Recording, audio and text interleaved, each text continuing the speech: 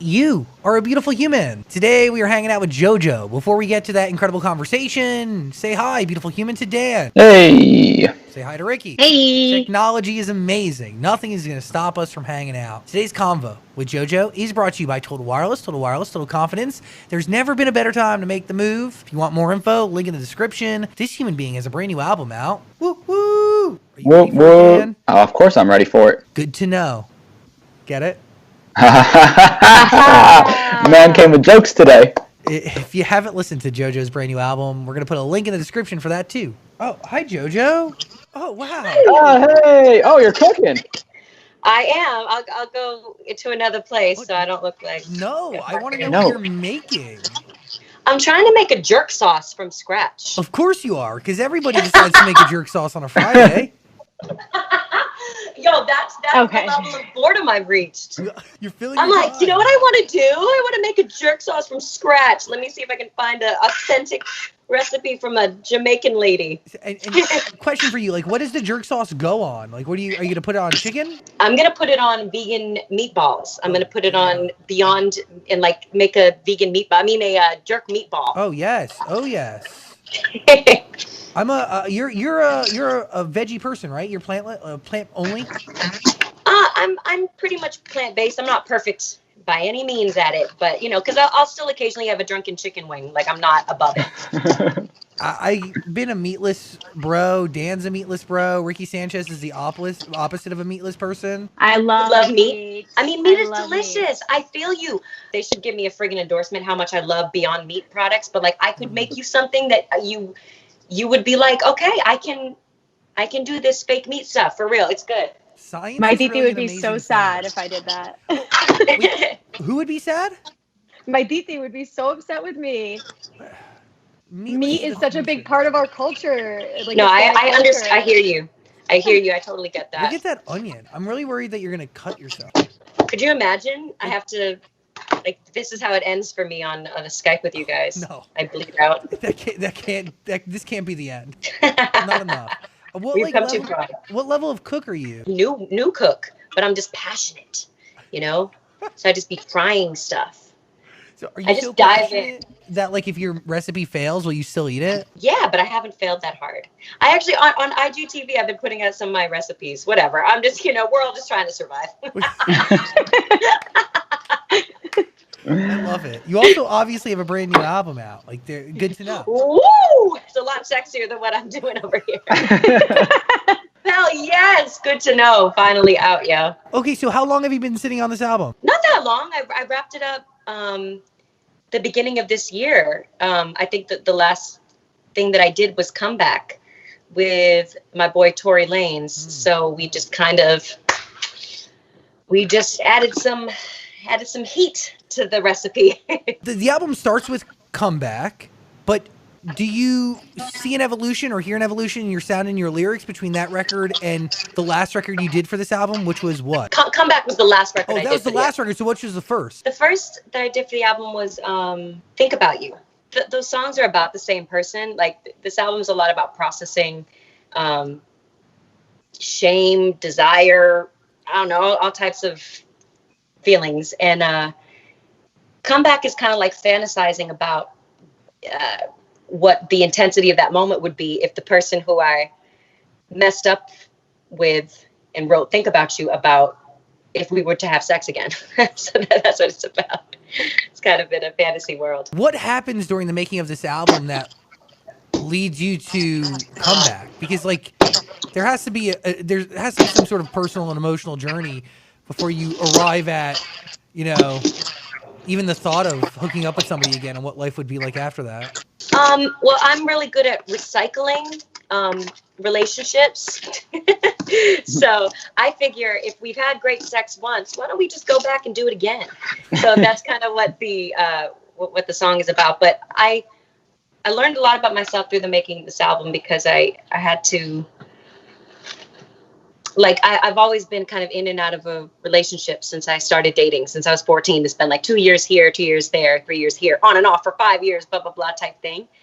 And with this album, I was like, I'm actually going to just try to be completely on my own. I'm not going to be intimate with anyone. I might say yes to a date, but like I'm going home by myself. I don't even want to kiss you. You know what I mean? And I just wanted to save all my energy and creativity for myself, because I cheated on my last boyfriend, and that's where a lot of this this guilt and shame came from that I put on myself. And I was just like, I need to take a step back and be like, what are you doing?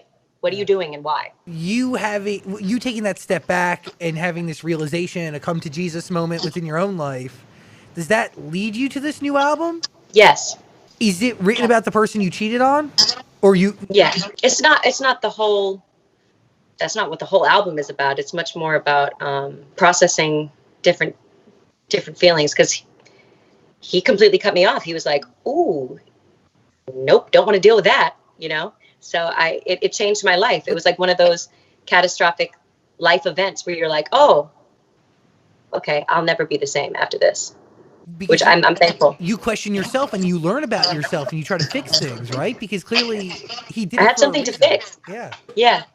I mean, whatever, we make the decisions we make, but I just had to ask myself, like, why didn't I just tell him how I was feeling, instead of betraying his Because trust. confrontation So is scary. yeah, but I don't mind confrontation in certain ways. So yeah, I wrote through it, and like sometimes I had to. Small things is about that relationship too, because like LA is where we fell in love, and there's all these like emotional landmines after you break up with a person, and you just don't know, if you go here or you smell this or you whatever, like, It's memories. yeah. So Well, I just want to talk about Pedialyte for a second. hey, So first of all, the name of the song is not mentioned in the lyrics, right? right. So at what point in the song were you like, all right, you know what, I'm going to name this Pedialyte?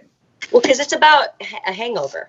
It's like the morning after a big night, and after a big night, you need to replenish your electrolytes. And just like what I've heard since I was college age was that Pedialyte is the jam. And I remember having an epic hangover once, and a friend brought me Pedialyte. And I don't know whether it was just in my mind or if it really helped, but it helped. Yeah, and I think those are... You never heard that?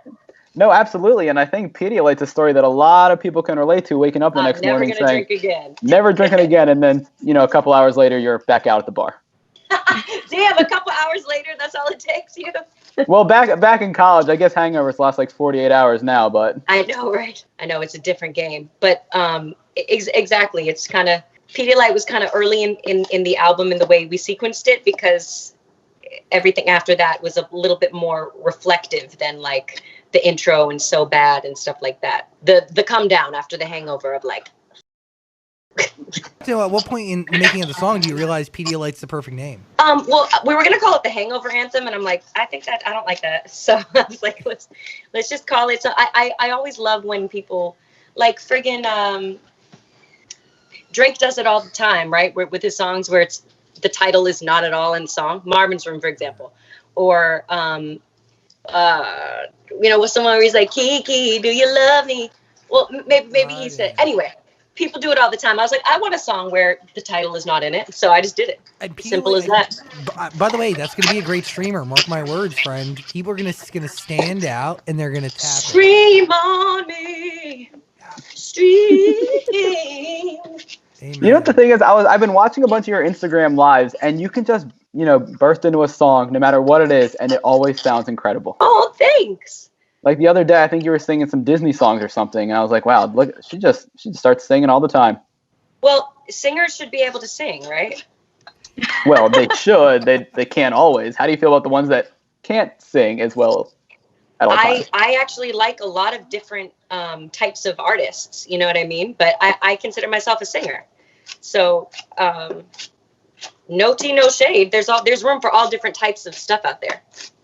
There really is. I like all different types of stuff.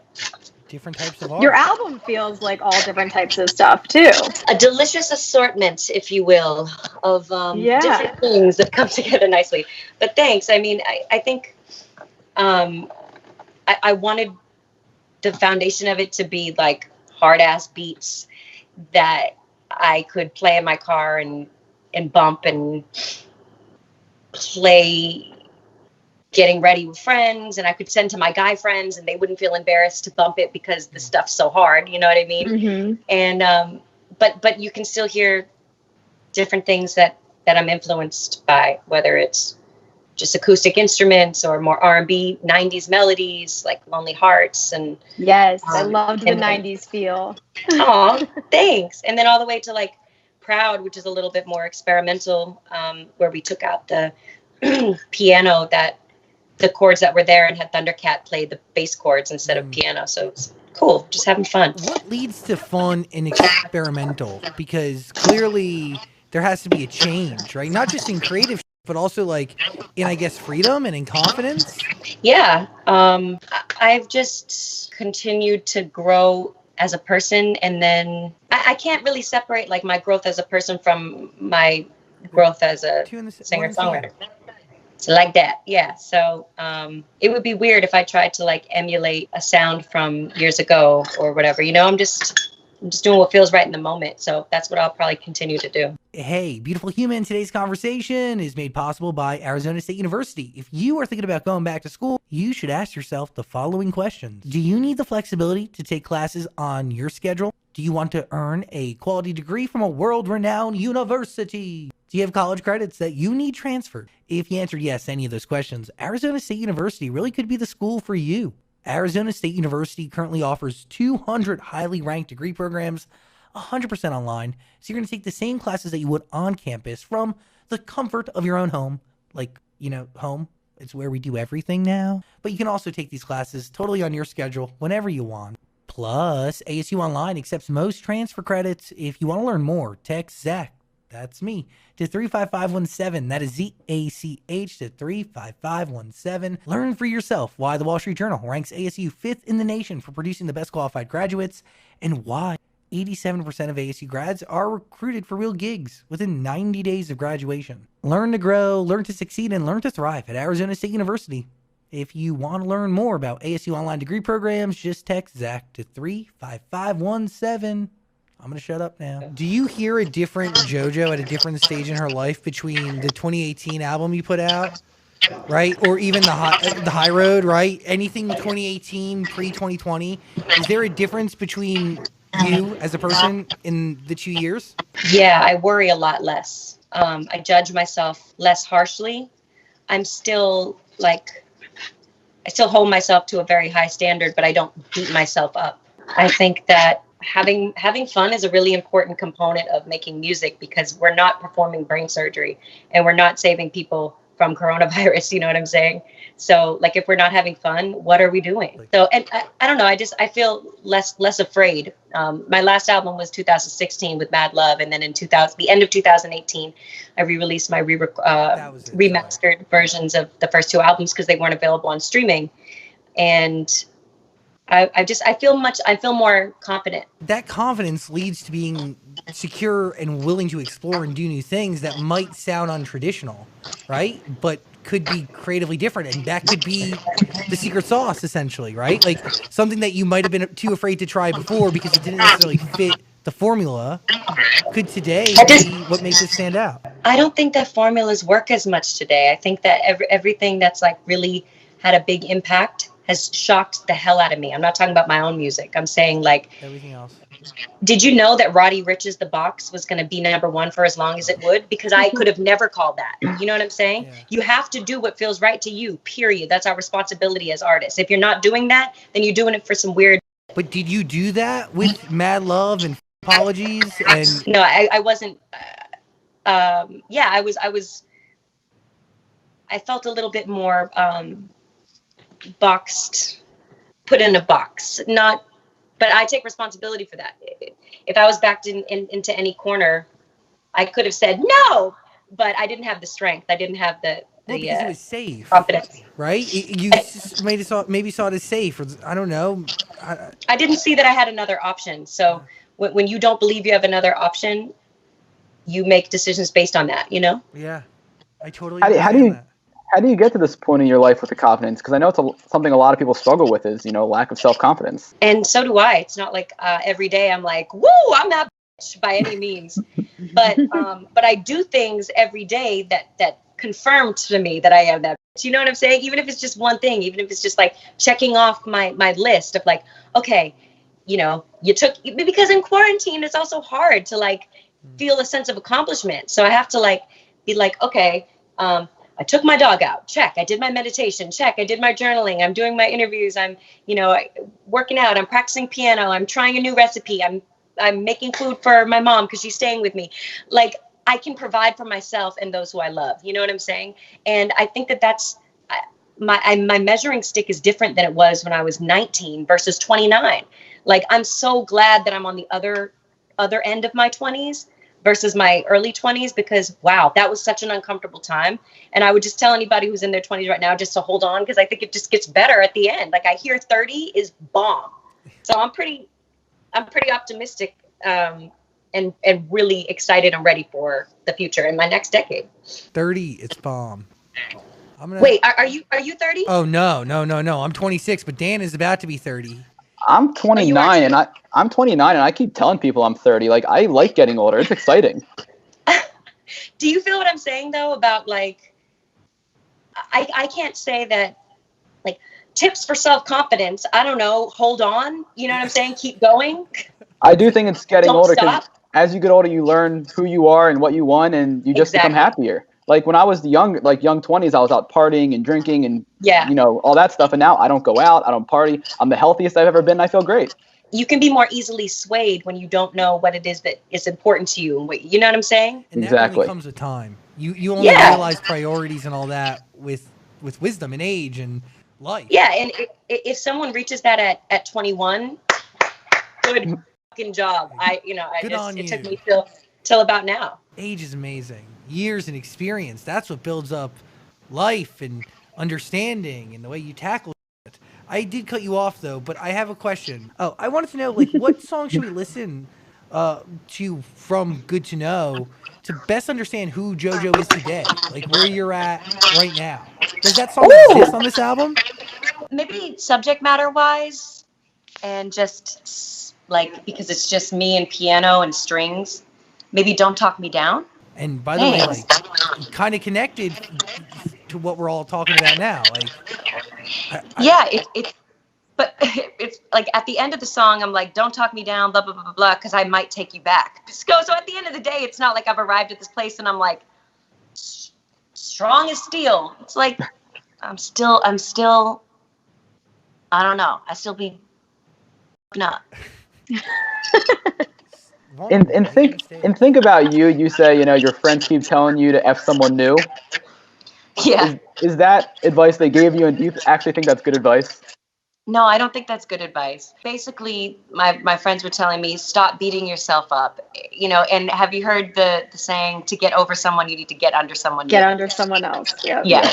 So, and again, like I mentioned, I have had this habit of recycling. I haven't had a new partner in like a long time. Just here's some TMI. I'll go back because if you're single and I'm single and it's good, great. Let's not go somewhere else. You know what I'm saying? So they were like, can you just stop recycling and just like date somebody new in a more brash way? Can you just date somebody new? Why do you go back to what you know? It's comfortable, Zach. And it's good. I only have sex with people that I have good connection with. But it's not that good if it's not. That's not true. Just because the relationship isn't good doesn't mean the sex other isn't things good. are. But that's right. But aren't you looking for a combination of two to make it really something special? Yeah, of course. When sex and love are combined, that's where the magic is. But sometimes I allow my want for attention or security or whatever to take over what I really, really want. We don't think about the long term all the time. At least that's how I've been. I totally understand that. Yeah. Because it's about that instant gratification. Hey, you free? You still single? All right. Cool. Yeah, because it's easy. There's no work. You don't have to go on a first date. You need to get to know somebody from nothing. And my walls are up high as hell. So going on a first, you know what I mean? I don't want to go on a first date. I don't want to go on 50 first dates. I don't. I get it. But then maybe you'll never know what else is out there. Well, yeah, that's why abstinent for as long as I have, and I'm single, and I'm working on myself, and I'm over here preparing jerk meatballs from scratch because it makes me happy. You're right. And You go, girl. You go. You know what I'm saying? Like, yeah. yeah, I'm not. There's no going backwards anymore. There's only making space to. I'm my own man and woman right now. But does this Yes. album signify as that like first big step forward into a new journey in your path? Yeah. The title "Good to Know" means it's good to know I can trust myself, and I learned a lot along the way, and it's all good. It is what it is. It's, you know what I mean. It's neither good nor bad. Like, I think I had this tendency to be like, oh, this was so bad, or this was so great, or whatever. It just all is what it is. JoJo, I want to talk about this Tory Lanez feature. Oh, yeah. Why did you feel like he was the perfect person for the album? I felt like he was the perfect person for this song because I said probably, I mean, look, I'm no stranger to saying freaky stuff on a record. If you like listen back to Demonstrate or, I don't know, other things as well. But I knew that he would match me and then up the ante. So he did. Yeah. So I sent it to him, and I wanted to keep that Toronto energy going as well because I recorded a lot of the album in Toronto. How'd you feel when you first heard his opening line where he used the same lyrics as The Take? My face was just, my jaw was on the floor the whole time. I'm like, oh my God, is this insane? Am I going to get in trouble? Like, I love that he referenced his own shit, though. I thought that was hot. What is that Toronto energy? Can you describe it? I just love Toronto. Like, if I wasn't from Boston, I wish I was from Canada. I just love it. I don't know what to say. You're not that far from Niagara Falls. I mean, I know, right?